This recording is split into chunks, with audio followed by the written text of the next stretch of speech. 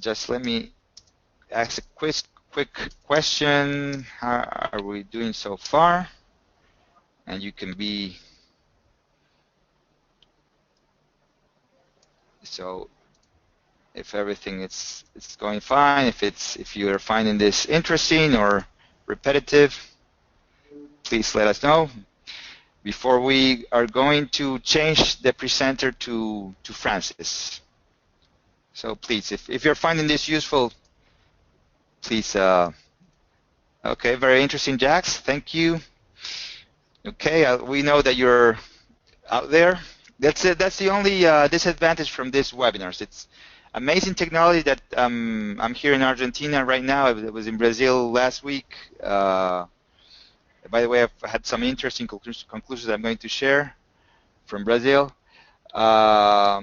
And Francis is joining from Limpopo, so and you're joining also from mostly South Africa. So we're always amazed by technology, and it almost always works. Fortunately, today it's that 95%.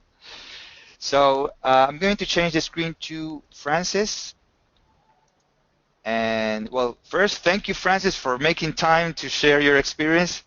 And it's always interesting to listen to Francis because he's going to talk from the management and field decisions point of view. So we're seeing your screen, Francis.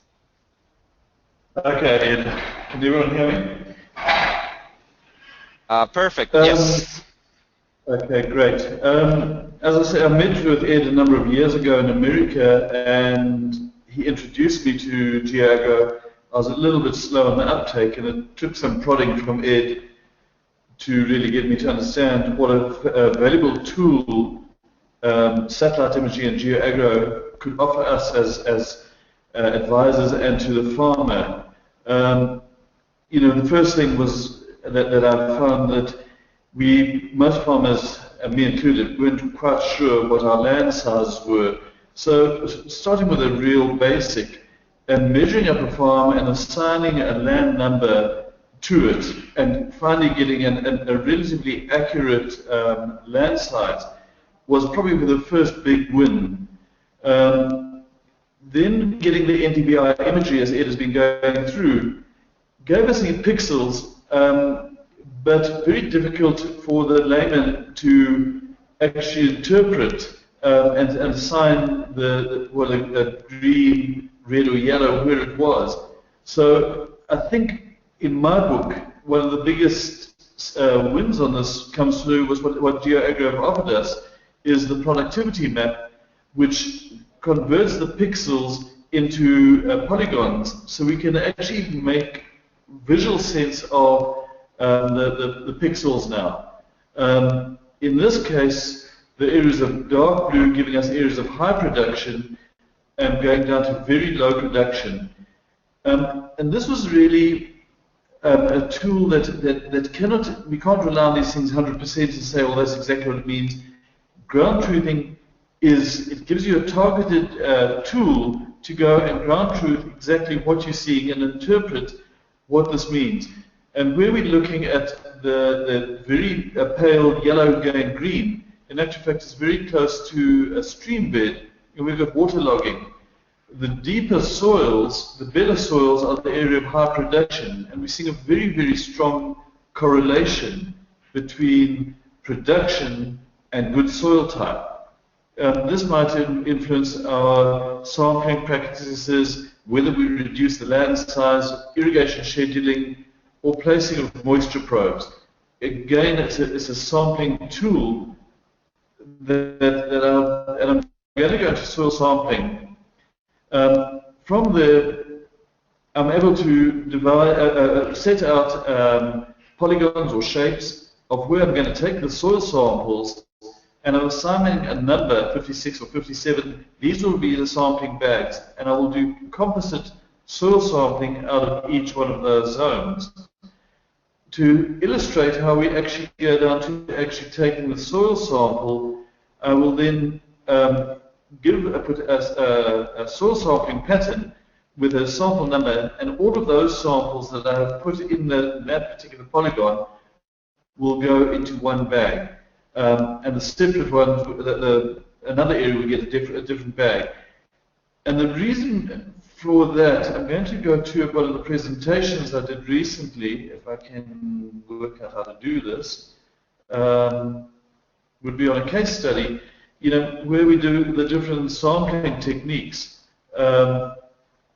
Most people are familiar with the three sampling types would be zigzag sampling, grid sampling, or which I think is by far the superior would be zone sampling. Zigzag sampling is exactly what we say here, is that you're walking up and down the land and you would collect samples, one composite sample from that land, and that seems to be the traditional way of going about it. And what we're seeing here is some samples collected areas of high production and some areas of low production. But this farmer didn't have access to an image like that, so he just went and collected soil samples, and he also ends up sampling or fertilizing for the average. So an area of low production never gets correct, an area of high production often gets over-fertilized. Fertilizer companies then started moving into grid sampling, where they would put a pattern down on the ground with a GPS coordinate and go and collect soil samples from that. Those areas would then be given an NPK and a couple of pH and a couple of things. But there are a number of samples, and if you look in this block, there were 33 samples out of this block, each representing 1 hectare. But if we compare that to actually what happened on the ground, we can actually see areas of high production of 19, 35, 30, and 36, I think it was, were in one packet, or separate packets, representing an area of high production. And the area of low production got its own soil sample.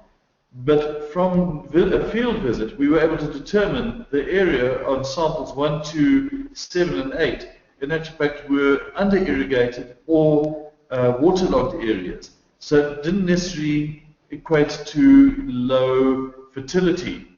And this is really where I'm enjoying this, the use of this tool is to show areas of production, so high production versus low production, and trying to determine why it is low production, whether it be soil type, poor drainage, over or under irrigation, or a management practice, or physical practice, not necessarily a nutritional practice. So by going with that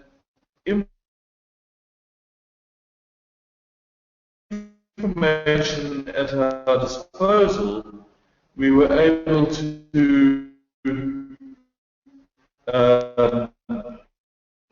determine the areas of low production, separate them up from high production, then put on a sampling pattern on that, and make composite samples. So instead of having 33 samples, we've actually in that block only got 5 soil samples. And we can then determine whether it's nutritional or on a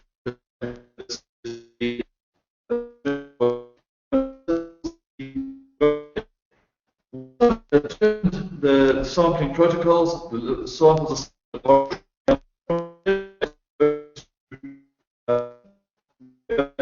rate lining in this case. So in sample 56, the area of low production, in actual fact, didn't have a pH issue. It needed from some form of drainage. These are the tools we are using to great effect, making prescription recommendation fertilizer.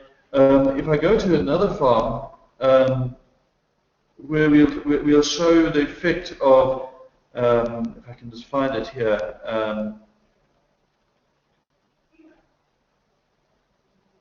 Let me get this one, okay.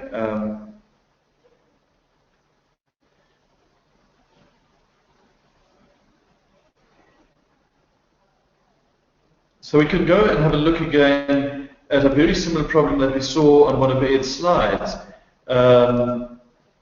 And here what we can notice on this one is there's a problem on the top side where it's not getting water on the outside of the pivot. that is an effect of the end gun not reaching the edge of the field due to wind factor. The area where I'm pointing now, in actual fact, was an area that, for some reason, wasn't getting irrigated effectively. We can see here where the wheel tracks of the pivots are going, but we're also seeing areas of high production and areas of low production, and these were actual waterlogged zones. So drainage would have been the order of the day here, possibly increasing the pressure on the end gun to cover the edge of the field.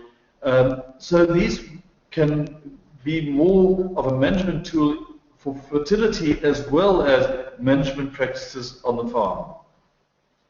I don't know if there are any other issues you'd like to cover on that one? Sorry, Francis? I don't know if we've covered the issues you want to cover. Yes, as this said. yes. I think it is very practical. It's how you're using it, and the interesting thing is that depending on the goals and the practice of each agronomist or each organization, you can use this resource. But it's very important to keep that in mind, that it will be driven by your goals, and that's the reason of this webinar is to show what are the basic concepts, some sample applications, and then let each one imagine what are the critical goals from their side. But from your practice, it's very clear, very basic, such as measuring hectares, detecting irrigation issues, such as in this case, and also the more advanced management in terms of effective sampling strategy and making good nutrient recommendations or other type of corrections for the farmer. Yeah, I want to see if I can get one here, if I can find it. Is the effect, just to illustrate the effect of soil type within an irrigation farm of sugarcane. And again, this will go back to what Ed was saying earlier on, would be to making the decisions on, let me just see what this is going to do. For some reason it's gone off.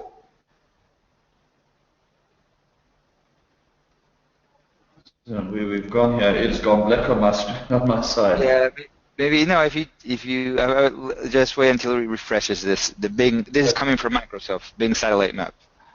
Maybe if you can change that to Google Satellite or Yahoo Satellite, it will. Yeah. It just we got that thing a bit with Google. Okay, there we are here. Okay, so this is a farm that we're looking at, and the sampling size. Rather, let me show you what we found from the NDVI, from productivity maps. And here you can see a very clear area here, although it's cutting across several fields of areas of low production with a little bit of high production, and that was 100% correlated to soil type. A sandy soil versus a higher clay soil. So this would effectively see how we would be maybe reshaping the lands, putting in drainage, fertilizing different, soil sampling different. So that is how we've used on this farm, how we've determined where to sample and how to sample. But this was, a lot of this was drainage and soil type that determined production on this particular farm. Okay. Well, very, very clear and very interesting, Francis. Thank you very much. Okay, good. Okay. So